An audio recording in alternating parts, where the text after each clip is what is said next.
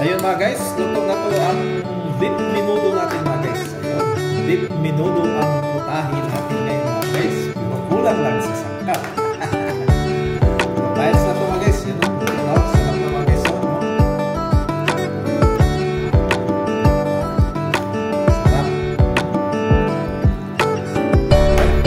Pwede na to mga guys. Tama na to sa timpla. Tama na ang lasa.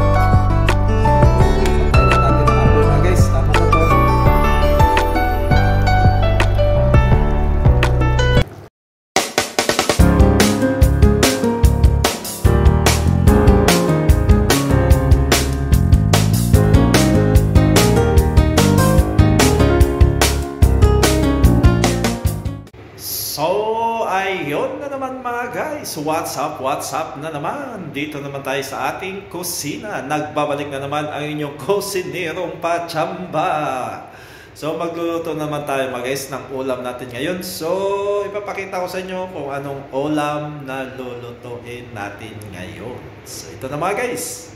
So, ayan mga guys, ipakita ko sa inyo kung anong lulutuin natin. Ayan mga guys, meron tayong bell pepper, bawang, sibuyas, at saka may green peas tayo na nasa lata, at saka marinated natin na karning baka mga guys, at saka may patatas tayo. Ayan, hiniwa-hiwa ko na yan lahat, at saka yung carrots natin na hiniwa-hiwa mga guys, at saka may chicken stock tayo dito mga guys. Wala tayong beef stock. Ayun, so chicken stocks ang gagamitin natin para pangpalasa lang mga guys. So mangyari nito may halo-halo ang lasa nito mga guys. Pero okay lang yan, pwede din yan sa mga guys. Yan o. Ito yung lulutuin natin, ito yung mga sangkap. So magluto na tayo mga guys, samahan nyo na ako sa aking pagluto. So ayun na mga guys, mag-umpisa na tayo sa pagluto. Gigisahin muna natin to ipaprito muna natin to ang ating marinated na baka mga guys. So maglagay muna tayo ng mantika mga guys. Yun.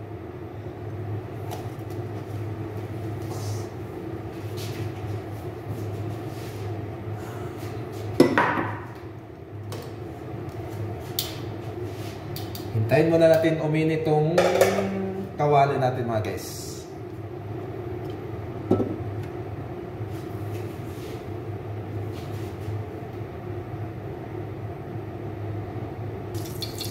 So yun na guys, naglagay na tayo ng bawang. Ayun, nilagay natin yung bawang natin.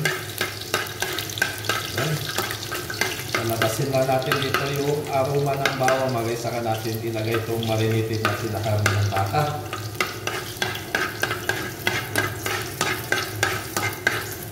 Ayun, nakapulay brown na siya mga guys. Pwede na natin ilagay dito ang karne ng baka natin. Ayun na mga guys, nailagay na natin ang karne ng baka natin mga guys. Igisa-gisa muna natin ito siya mga guys. Palambutin muna natin ito. Saka na natin ito ilagay ang mga sangkap natin mga guys. Ayan.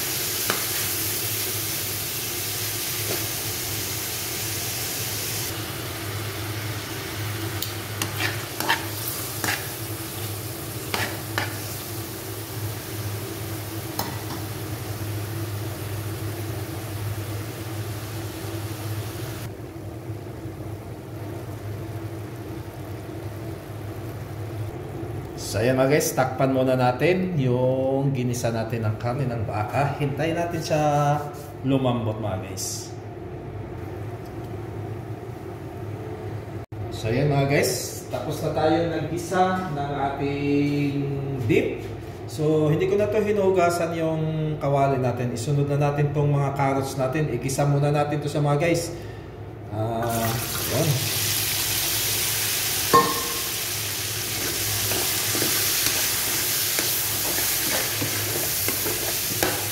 Ito na lang sa hinugasan yung kawali natin mga guys. Isunod natin dito yung patatas natin mga guys.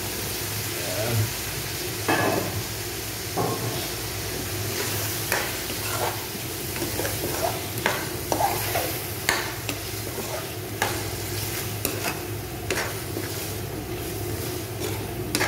Hindi ko na lang siya hinugasan mga guys para yung naninikip na mga sauce dito sa kawali natin ma-absorb din ito ng gulay natin mga guys.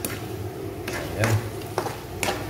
Tayo lang natin to siya medyo magkulay, magluto kaunti, mag-half cook. So hahanguin natin to ang carrots at saka patatas natin mga guys.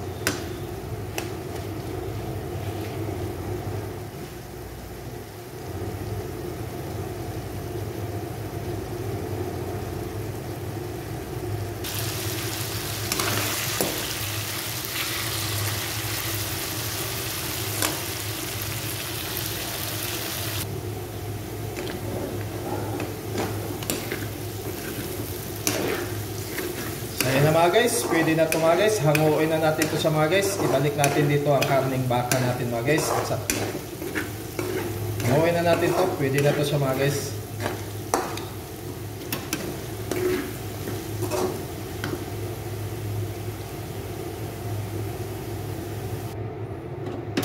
So ayan mga guys, igisa na lang natin dito ang bawang natin. Ayan, mag-isa na tayo ulit ng bawang. Hindi ko na ito binawasan ng mantika mga guys. Ito pa rin ang mantika na ginagamit ko sa gisa ng carrots at saka patatas natin mga guys.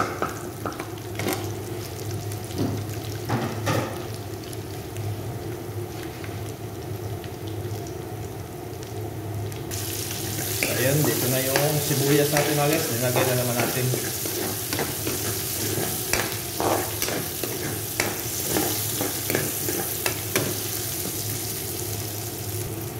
Kaya balik na natin tong ginisa natin karning baka kanina mga guys. Ayan. Gisa na naman ulit. Lagyan lang natin to ng isang basong tubig mga guys. Para malambot talaga to ang karne ng baka natin mga guys.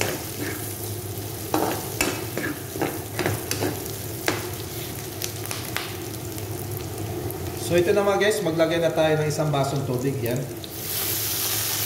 Ayan.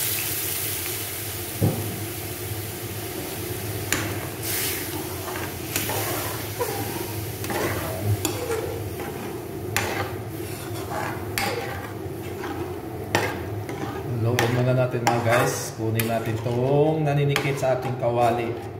May lasa dito siya mga guys. Dagdag lasa din to kasi mga susto kanina sa minamarinitan ko sa baka.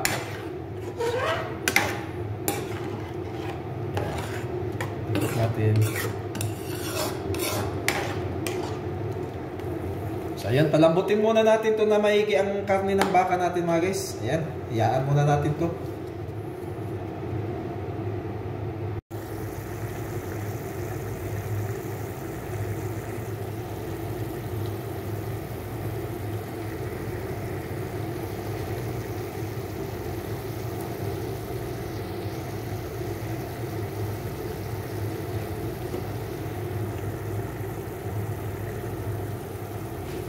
So ayan na mga guys.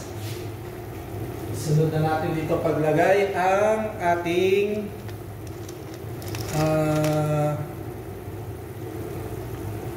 hotdog. Ayan mga guys. Lagyan na natin yung hotdog mga guys. Ayan.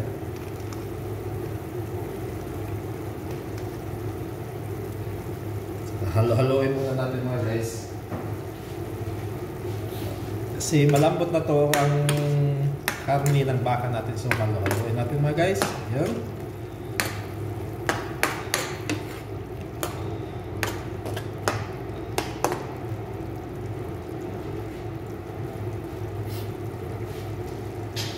Sunod natin yung resin.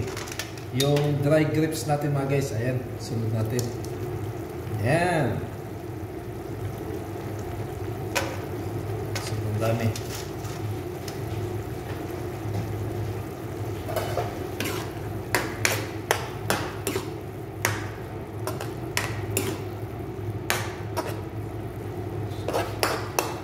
Hindi pa ito nalagyan natin ng ano mga guys. Tomato paste lang ang gamit ko dito mga guys. Kasi wala akong ano tomato sauce. Pwede na yan.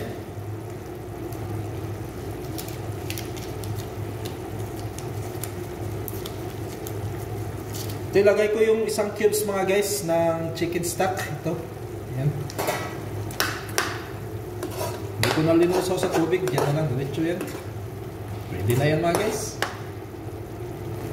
So yan mga guys, ilagay na natin tong tomato paste natin, mga isa kalahating kutsara lang to. Ayan.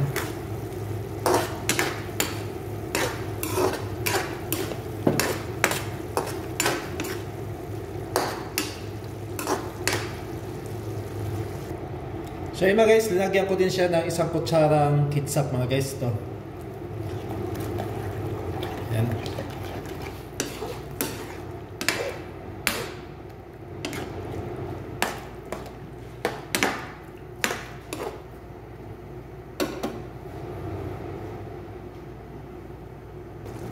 So ayan mga guys, ilagay na din natin yung bell pepper natin mga guys. Puro lang to green mga guys kasi wala tayong pula. So yun, may konting hinog-hinog na siya kaunti mga guys. Ayan, lagay na natin.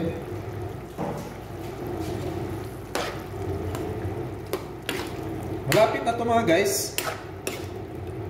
Ayan, pakuluin lang natin to ng mga 3 minutes mga guys.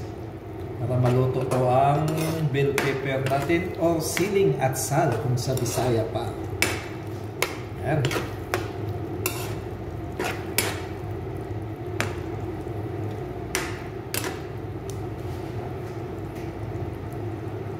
So, lagyan natin ng konting asin mga guys. Ayan.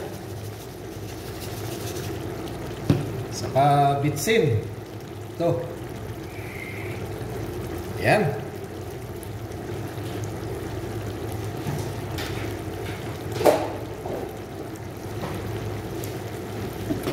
Tikman natin mga guys kung tama na ba ito sa timpla.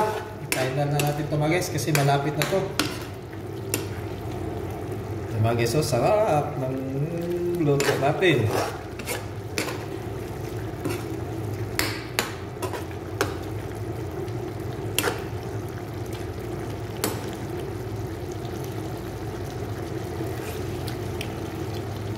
So mga guys, ilagay na natin yung carrots natin at saka patatas. Ayan.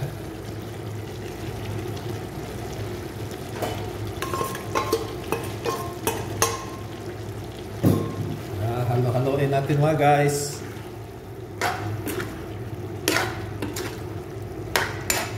Sarap na mga guys. Ito na yung luto natin na beef menudo na kulang sa sangkap. Wala siyang liver, wala siyang bay leaves, dry bay leaves. Wala. So, pero pahit sa mga guys. Yun lang ang kulang natin, yung liver. Yan na mga guys. Yun na yung beef menudo natin. Saka isunod natin dito ang green peas. Ito, ibuhusan natin yung green peas natin mga guys. Ayan. Ayan.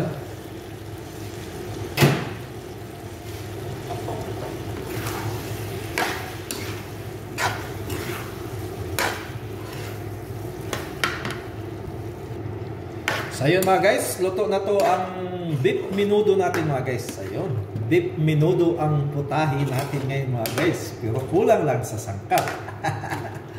Pero pahits na to mga guys. Yan o, luto na o. Sarap na mga guys o. Oh.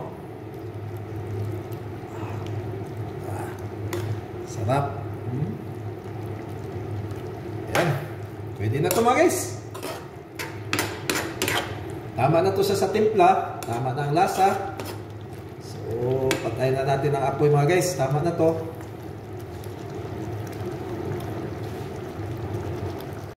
So, ayun na mga guys. Luto na yung beef menudo natin na kulang sa sangkap.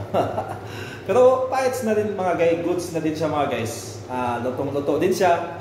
Kulang lang siya ng liver. Saka, kunti naman lang yung kulang natin sa sangkap natin mga guys. So, beef menudo pa rin siya mga guys.